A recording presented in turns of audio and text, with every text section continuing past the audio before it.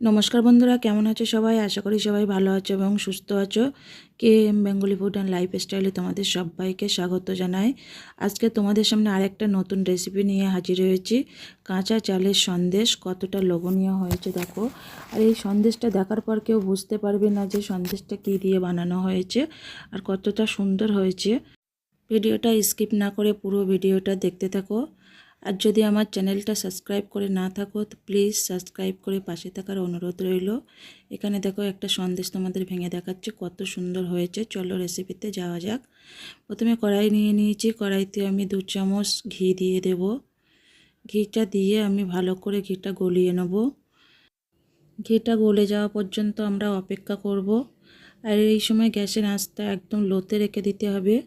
দেখো ঘিটা খুব সুন্দরভাবে গলে গেছে।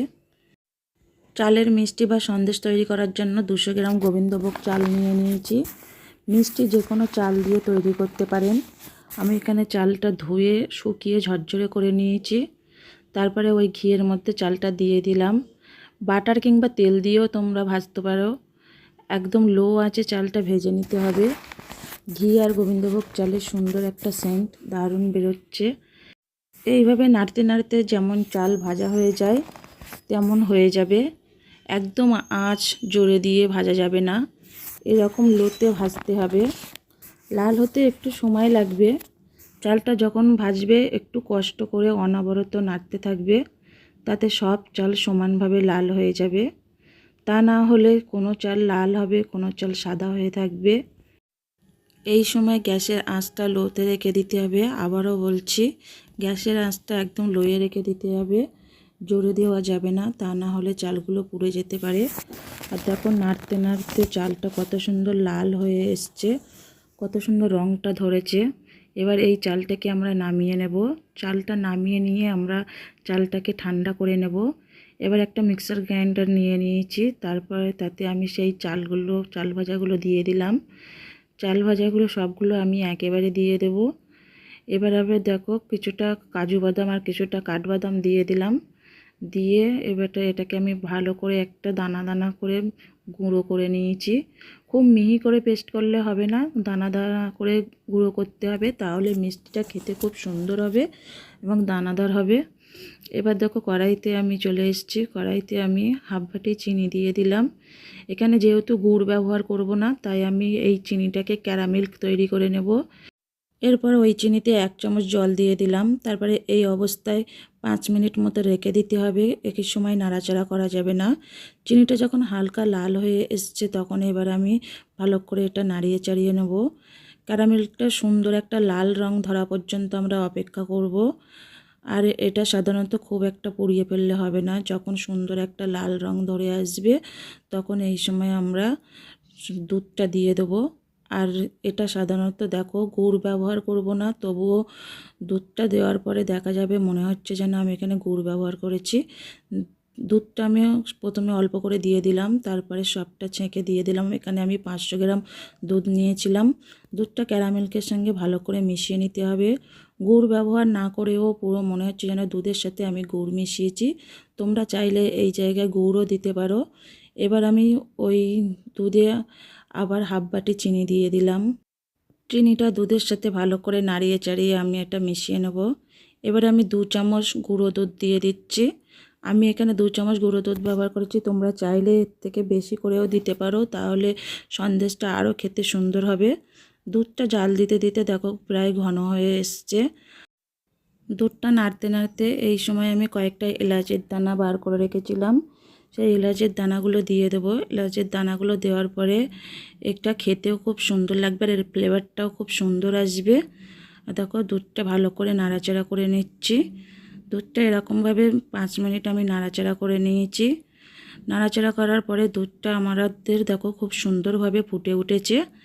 এরপরে সেই চালের গুঁড়োগুলো আমরা অল্প অল্প করে দেব, ছড়িয়ে ছড়িয়ে দিতে থাকবো। একেবারে সবগুলো দিয়ে দেবো না, তাহলে ডেলা বেঁধে যাবে। এরকম অল্প করে হাত দিয়ে ছড়িয়ে ছড়িয়ে দিতে হবে আর নাড়িয়ে চাড়িয়ে নিতে হবে। সবগুলো এবার আমি দিয়ে দিচ্ছি। দিয়ে ভালো করে এটাকে আমি নাড়িয়ে চাড়িয়ে নেব। সুন্দর করে দুধের সাথে ভালো করে চালের গুঁড়োটা মিশিয়ে নিতে হবে। আর এই সময় অনবরত নাড়তে হবে, তা না হলে তলায় লেগে যেতে পারে। আর এই সময় গ্যাসের আঁচটা একদম লোতে রেখে দিতে হবে। যেহেতু এটা চালের গুঁড়ো, তাই নাড়তে নাড়তে খুব সহজে তাড়াতাড়ি জলটা শুকিয়ে এসছে।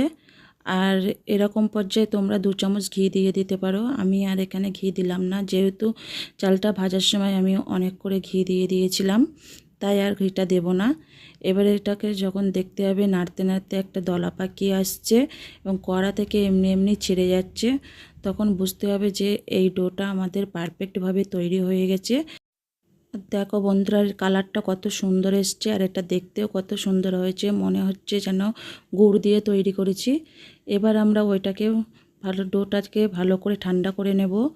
এবার এখানে আমি একটা দেখো টিফিন বক্স নিয়ে নিয়েছি, তার ভিতরে একটা সাদা কাগজ দিয়ে দিয়েছি, দিয়ে সেটার উপরে তেল দিয়ে ভালো করে এটাকে আমরা তেল ব্রাশ করে নেব। ভালো করে সুন্দর করে তেল লাগিয়ে নিতে হবে, তাহলে মিষ্টিটা এই সময় ভালো করে উঠে যাবে। আর তোমরা এই তেলের জায়গায় ঘিও ব্রাশ করে নিতে পারো, আমি আর ঘি দিলাম না, এখানে তেল দিয়ে ব্রাশ করে নিলাম।